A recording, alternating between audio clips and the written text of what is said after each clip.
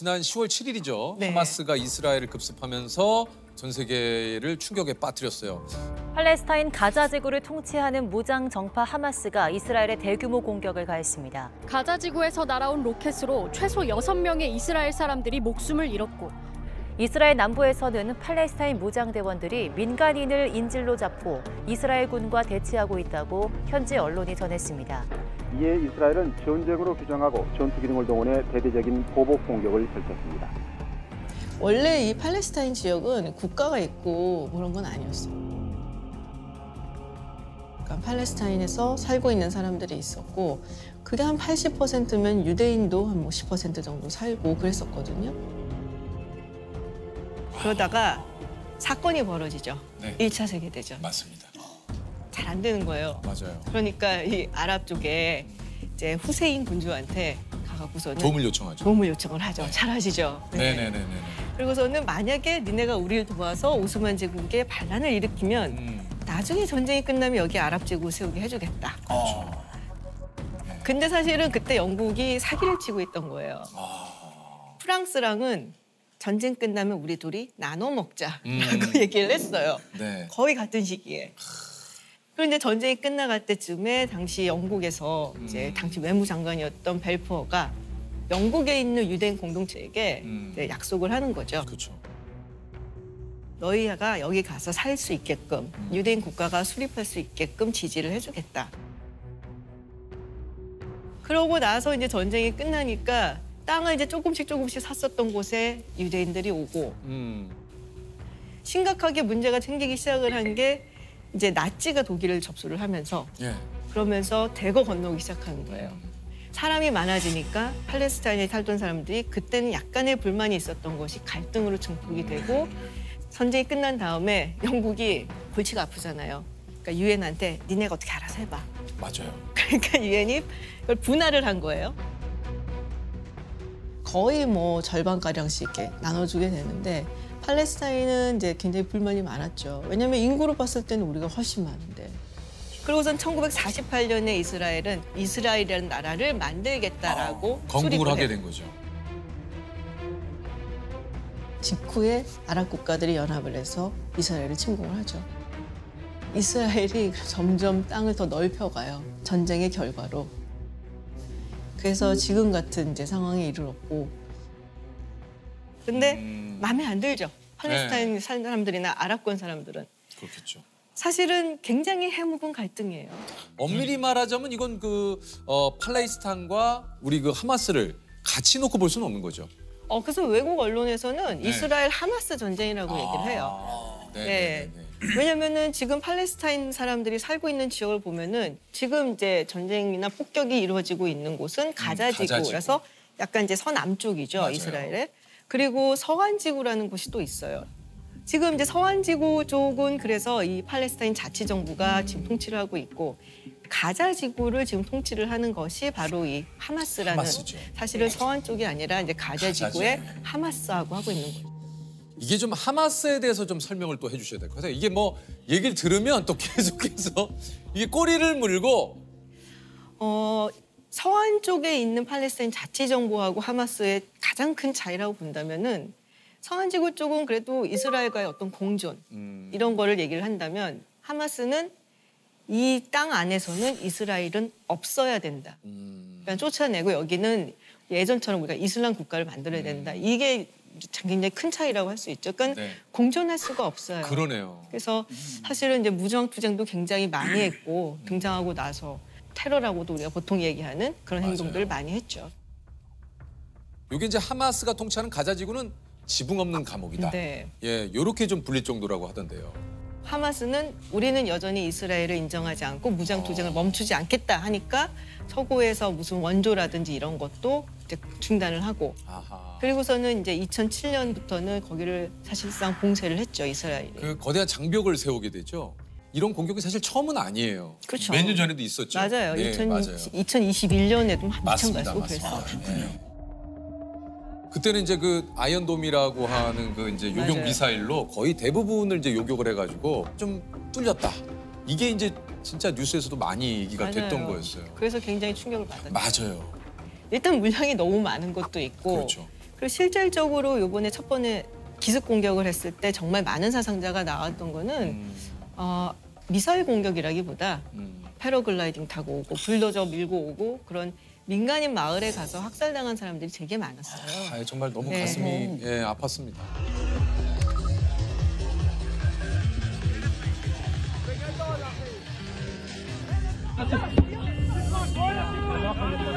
굉장히 허를 찔린 맞아요. 그런 공격이었죠. 그래서 왜냐면 미사일이랑 하마스가 가진 미사일이라는 게 되게 뭐 성능이 아주 좋은 것도 아니고 그렇다고 하더라고요. 네, 그래서 방공호에 좀 숨으면 뭐 물론 사망자가 나오긴 하지만 그 정도로는 안 나오거든요. 근데 이제 마을에 가서 그냥 무방비 상태로 있는 이제 마을 주민들을 뭐 살해를 하다 보니까 그게 굉장히 컸죠. 그럼 도대체 이 시점에 왜 도대체 하마스가 이스라엘을 공격을 했을까요? 그러니까 전반적인 어떤 중동의 그 정세가 다이나믹하게 변하는 걸 좀 보는 게 더 맞을 것 같아요. 네. 왜냐면은 옛날에 뭐 중동 국가들이 이제 그랬었어요. 팔레스타인 문제가 해결되지 않으면 이스라엘하고는 아무것도 할 수 없다라고 얘기를 했었는데 2020년에 아브라함 협정이라고 해서 이스라엘, 뭐 UAE, 바레인 이런 국가들이 관계 정상화를 한단 말이에요. 네. 팔레스타인 문제는 아직도 해결이 안 됐는데. 그러니까 이 국가들이 오일머니로 인해서 굉장히 부강한 국가가 됐는데 사실 이게 언제까지 이게 먹힐지도 모르고 오일에만 의존하면은 만약에 이 기름값이 떨어지면은 그렇죠. 그러면은 경제가 휘청할 수도 있고 그래서 뭔가 우리가 미래를 내다보고 좀 국가의 체질을 개선하자라는 프로젝트에 들어가죠. 좀 변하겠다라는 의지가 있는 건데 그러면은 이제 팔레스타인 이스라엘 해묵은 분쟁이나 갈등에 끼어들고 싶진 않은 거예요. 네, 그러다 보니까 하마스 입장에서는 이대로 있으면 우리가 완전히 잊혀지는 게 아닌가라는 생각을 할 수밖에 없고 그리고 사실 사우디하고 이스라엘하고 관계 정상화를 하려고 했어요. 맞아요. 그게 추진이 되던 중이었고 뭐 10월 중에 된다 이런 얘기가 있었는데 그거를 보고 있자니 저기서 굉장히 고민스러운 나라가 하나 있는 거죠. 이란이라고. 이란이죠. 네. 네. 만약에 사우디가 이스라엘과 관계 정상을 하면은 그동안 눈치 보고 있었던 다른 이제 아랍 국가들 그리고 이슬람 국가들 이런 국가들도 이스라엘하고 훨씬 자유롭게 교류를 하고 그러면은 시아파 종주국이라고 하는 이란 입장에서는 굉장히 불안해지는 거죠. 그래서 그런 의미에서 많은 뇌피셜들이 이란이 뒤에 있는 게 아니냐라는 맞아요. 이야기들을 하고 그런 있는 얘기도 거죠. 하시더라고요. 이게 복잡하고만요. 이거 복잡해요. 야, 이게 지금 뭐 박사님이 나와서 얘기를 해주시는데도 복잡해요. 어쨌든 이게 이제 지상전이 개시가 된다. 이스라엘이 가자 지구에서 본격 지상 작전을 시작했다고 선언했습니다. 이에 맞대응한 하마스는 로켓포를 이용해 게릴라전을 펼치는 영상을 추가로 공개했습니다. 군인들이 가장 무서워하는 게 사실 시가전이거든요. 왜냐면은 그냥 이게 뚱뚱 때려 부시고 전장터에서 만나면 다 적이니까 이제 싸우는데 시가전은 저 뒤에 누가 있을지 몰라요. 그리고 민간인과 그리고 하마스를 어떻게 구분하기가 힘들죠. 네, 구분을 못하죠. 네. 그래서 예전에 이라크 전쟁에 이제 참전을 했었던 미군이 뭐 인터뷰를 한 내용을 보면 이렇게 문을 하나 열 때마다 온몸에 소름이 돋는 것 같았다. 저 문 뒤에 누가 있을지 모르니까. 그만큼 두렵고. 이스라엘군은 공습을 지속해 지금까지 땅굴 400여 개를 폭파했다고 밝혔습니다. 그 가자 지구에 하마스가 파놓은 땅굴이 네. 뭐 거의 400에서 500km 정도 된다고 얘기를. 원래 옛날부터 거기를 통해서 이제 뭐 음식물도 뭐 생필품도 맞아요. 하고 그리고 뭐 군수물자 같은 것도 네. 거기를 통해서 하고.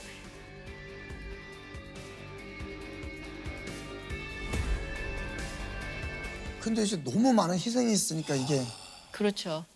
그러니까 민간인 피해가 지금 계속 급증하고 있고. 사실 그게 제일 마음이 네. 아파요. 그렇죠. 네. 근데 문제는 그게 그렇게 큰 문제가 아닌 경우도 많아요. 그러니까는 항상 이제 이스라엘이 보복 공격을 하면은 민간인들이 너무 많이 다치죠. 맞아요. 너무 많이 다쳐. 근데 이 하마스의 본부라든지 자기들의 뭐 작전 뭐 지휘관들이 있는데 이런 거를 병원이나 학교나 이런 근처에다 해. 그러면은 거기를 요격을 하다 보면은 자연스럽게 그런 민간인 시설도 피해를 갈 수밖에 없고 뭐 어떤 경우에는 이렇게 민간인들을 모아놔서 그야말로 인간 방패다라고 하는 경우들도 있고 그래서 만약에 많은 팔레스타인 민간인이 죽으면 그거는 그거대로 사실 하마스한테 손해는 아니죠. 반 이스라엘 감정을 더 부추길 수 있고 그걸 이제 깨워주는 거니까. 어찌됐든 간에 팔레스타인 측의 민간인 사상자 숫자는 훨씬 더 많을 걸로 보여요. 이스라엘보다는. 아, 정말 이게 너무 마음이 아파요. 이스라엘과 하마스의 무력 충돌로 인한 전체 사망자가 10,000명을 넘은 것으로 집계됐습니다. 하마스는 현재 가자 지구에 200명에서 250명 사이의 인질이 있다고 밝혔습니다. 전쟁의 역사라든지 뭐 정치라든지 이런 거 보면 좌절감을 느낄 때가 많죠. 그 안을 조금 더 들여다보면 정말 인간성이 말살이 돼요. 사람이 사람으로서의 존중을 전혀 받지 못하고 내가 살기 위해서 누군가의 목숨을 뺏어야 되는 그런 상황인 거잖아요. 모든 전쟁은 그 전쟁 뒤에 수많은 민간인들의 희생을 가져올 수밖에 없어요. 이스라엘과 하마스가 인질 50명을 석방하는 대신 4일간 휴전하기로 합의했습니다. 일시 휴전이 종료된 뒤에는 전투를 재개하겠다는 입장이고 국경의 긴장감도 여전합니다. 지금 전쟁이 일어난 지 한 달 반이 좀 넘었는데 그러니까 적정한 순간이 오면은 멈추겠죠. 하마스도 그렇고 이스라엘도 계속해서 전쟁을 이끌어 나가기에는 경제적인 부담이 너무 크니까. 근데 그게 우리가 종전이라고 말할 수 있을까? 그거는 물음표죠. 언제고 다시 일어날 수 있는데 이건 사실 그렇잖아요. 근데 또 인류 역사를 보면 해결 방법이 없어 보여도 이제 기적적으로 방법을 이끌어내는 경우도 있거든요. 그래서 우리가 더 이상 전망하고 예측하고 분석할 필요 없게 빨리 전쟁이 끝났으면 좋겠다. 그 마음을 갖고 있습니다. 아니 그 사실 이제 우리 박사님은 소위 이제 미국 통으로 좀 많이 알려져 있어요. 그러게요. 네. 그죠. 이게 얼마 전에 이제 바이든 대통령이 대국민 연설에서 미국 국가 안보를 위해서 이스라엘과 우크라이나에 대규모 자금을 지원하겠다. 근데 그 금액이 142조 원. 네. 와. 미국은 국방비에 1,000조를 씁니다. 그래서 이제 천조국이다 얘기를 하죠. 국방비에 1,000조. 와. 미국은 어떤 나라일까요? 이게 참 질문이 좀 그럴 수도 있습니다만. 미국은 되게 독특한 나라예요. 일단은 정치 시스템에서 봤어도 우리는 이제 바이든 대통령 맨날 나오니까 미국의 짱은 바이든 이렇게 생각을 하지만 실제 미국 정치의 중심은 의회예요. 네, 미국 헌법에 보면은 가장 먼저 나오는 게 의회에 관한 거예요. 왜냐면 가장 중요한 거니까. 그리고 제가 되게 흥미롭다라고 여겼던 게 The United States of America라고 하잖아요. 이게 단수일까요? 복수일까요? 미합중국이라고 우리가 얘기를 하지 않습니까? 복수. The United States of America. 스테이츠 그러니까 한 네티즌이 인터넷에서 예전부터 있었던 미국의 그 The United States of America라는 구절이 나오는 이제 책이라든지 잡지라든지 신문 이런 거를 다 보고서 단순가 복순가를 따져본 거예요. 초반에 미국이 건국하고서는 복수를 많이 썼어요. 그러니까 그만큼 연합 비슷한 느낌이 강하지 않았을까라고 우리가 추론을 해볼 수가 있죠. 근데 이게 어느 순간 뒤집혀요. 그래서 지금은 단수로 쓰여요. 근데 이게 뒤집히는 순간이 언제일까요? 언제입니까? 남북전쟁 이후. 사실 이 노예제 때문에 남부의 11개 주가 연방에서 나가겠다 해서 그걸 막으면서 일어난 거거든요. 그래서 그걸 통해서 결국 미국이란 나라가 진정한 하나의 국가가 됐다라고 얘기를 해요. 그래서 되게 흥미로운 건 세계에서 가장 애국심이 강한 국민들이 미국 사람들이에요. 정말 많은 민족, 정말 많은 인종이 왔지만 나는 아메리칸이야 라는 그 자부심 하나로 이제 자기의 국가를 그렇게 사랑한다고 얘기를 하거든요. 그래서 그걸 보면서 우리가 보이지 않는 어떤 가치를 위해서는 목숨까지도 던질 수 있는 게 아닐까라는 생각을 해요.